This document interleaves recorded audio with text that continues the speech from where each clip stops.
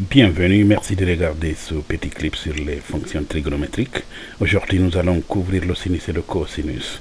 Nous avons déjà vu dans notre matériel précédent que le cosinus c'était le côté adjacent ici, et puis le sinus c'est le côté opposé. Et le cosinus, ici, on est sur le cercle unitaire ici, le cercle avec rayon 1 là, qui est l'hypoténuse. Le sinus était avec égal à la valeur de y c'était positif hein, sur ces deux quadrants-là. Et puis le cosinus était égal à la valeur de x, c'est pour tout point sur ce cercle, la valeur de x est le cosinus et la valeur de y c'est le sinus. Alors ça nous donne des résultats importants ici.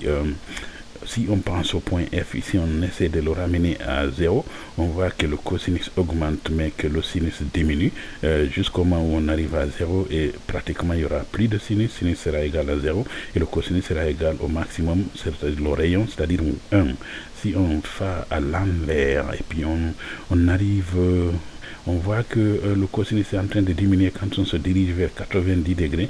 Et effectivement, dès qu'on arrive à pi sur 2 ou 90 degrés, il n'y aura plus de cosinus, mais que le sinus sera égal à 1. Et si on continue vers 180 degrés ou pi, on voit que le sinus reste toujours positif, mais que le cosinus a changé, le cosinus maintenant est négatif.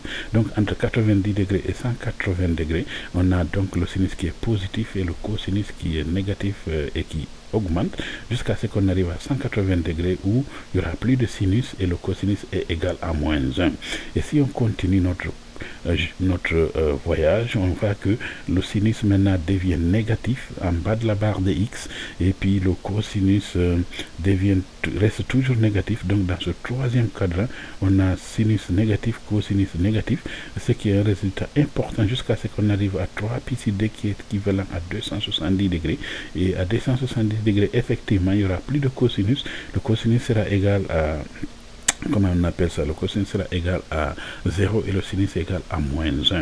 Et si on continue, on arrive maintenant dans le quatrième quadrant, on aura un résultat important ici. On voit que le cosinus est positif et le sinus est négatif. Et si on continue, on va encore retomber dans la situation où le cosinus est maximum 1 et le sinus devient 0 à 2 pi.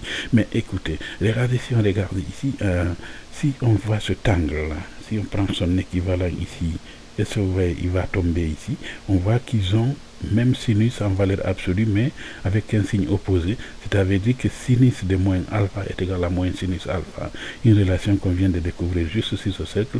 De la même manière, pour le cosinus, si on regarde ici, que cosinus de moins alpha est égal à cosinus de alpha, une autre relation cadeau. Donc on a deux relations ici qu'on vient juste de découvrir en regardant ce cercle, cosinus de moins alpha égale cosinus alpha, sinus de moins alpha égale moins sinus alpha. Et si on arrive ici, on regarde, on a un triangle rectangle ici, on a le théorème de Pythagore.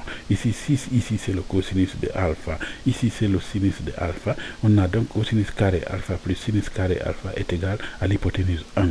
Une autre troisième relation, on va voir toutes nos relations trigonométriques à partir de ce cercle, mais je ne vais pas gâter notre film pour le moment. Je vais m'arrêter ici et je vais juste vous dire que l'on peut tout faire sur ce cercle sans avoir recours à réciter des tables ou bien à avoir des moyens mnémotechniques.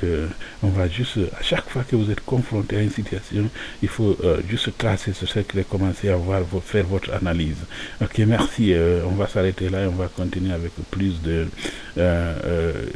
relations trigonométriques au futur. Merci beaucoup.